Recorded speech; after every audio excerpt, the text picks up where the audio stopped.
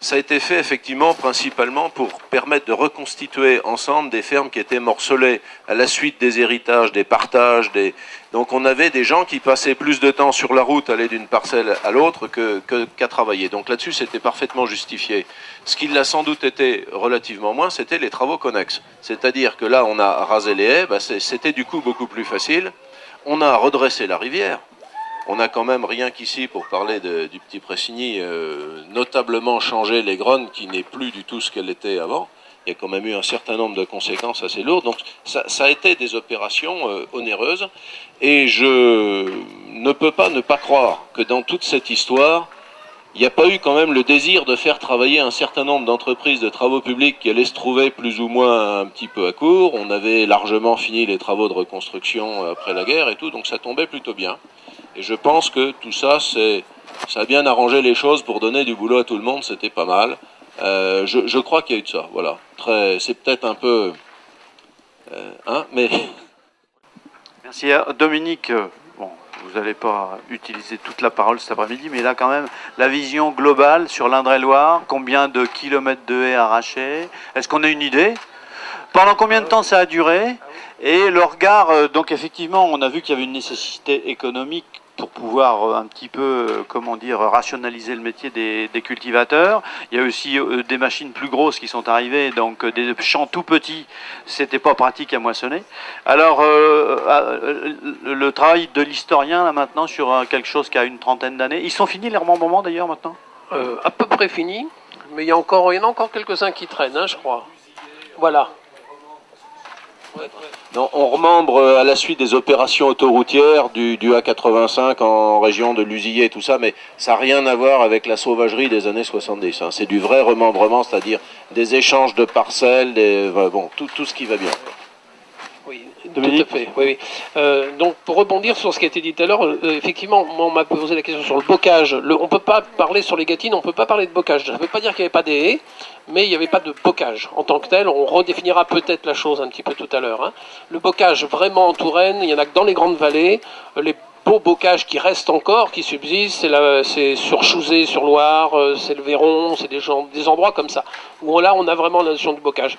Dans toutes les gâtines, il y avait de l'arbre un petit peu partout, des haies évidemment, d'ailleurs très techniques, et ça va avec le remembrement, c'est-à-dire des gens qui mettaient par exemple des rideaux, hein, dans vos pentes, là, sur tous les coteaux, vous aviez des rideaux carrément, des haies qui étaient conservées en perpendiculaire de la pente pour éviter évidemment que la pente dégringole.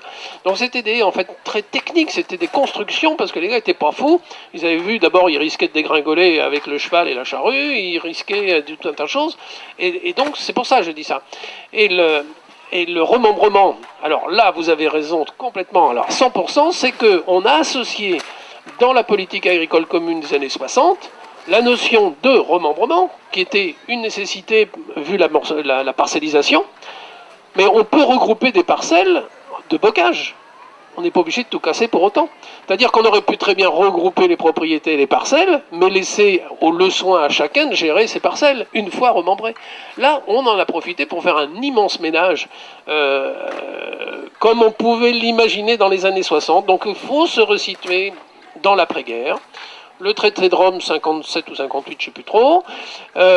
Il faut que l'Europe soit autosuffisante, alimentaire, etc. Enfin, c'est tout un contexte. Et alors là, on va mettre en place une énorme machinerie.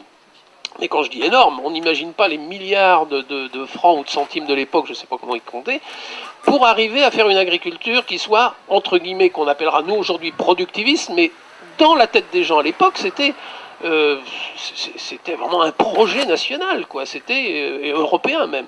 Hein, les 6 pays de l'Europe à l'époque ont mis le paquet pour que l'Europe soit autosuffisante alimentaire. Donc, faut resituer les choses, parce que on aurait vite fait justement de dire ils ont tout cassé, c'est des minables, etc. Non, non, c'était dans le cadre d'un projet important de l'époque, c'était que l'Europe fallait qu'elle mange à sa faim, ce qui n'était pas gagné d'avance. Et donc on a provoqué tout ça avec une mécanique, bon, qu'aujourd'hui on peut critiquer certainement parce qu'ils n'ont pas été visionnaires sur cette affaire, c'est qu'il faut des grandes parcelles, d'une mécanisation à outrance, des engrais à outrance, etc., etc. Ça a été une réussite considérable. Parce qu'on regarde les chiffres, les courbes, c'est fabuleux, quoi, hein, je veux dire. Hein. Vous prenez le texte de loi, je dis toujours ça, 1964 sur le développement agricole.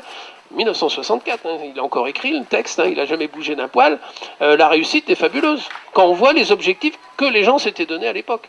Bon, ils n'ont pas vu les conséquences, on peut leur reprocher. Et la grosse erreur, vraiment le gros erreur, c'est donc les années 80, où là on était arrivé à l'autosuffisance alimentaire. Et si je peux dire manque de peau, on a une coïncidence malheureuse, historiquement, mais là c'est de la faute à personne. Première crise pétrolière.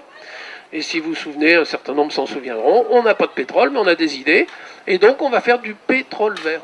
Ça veut dire qu'au moment où on était en autosuffisance alimentaire et on pouvait arrêter le massacre, eh bien finalement, on a continué le massacre pour faire de l'industrie, de l'agro-industrie. Et l'agro-industrie, elle date que des années 1980, il ne faut pas se tromper. C'est très historique, quoi. Hein. Donc voilà.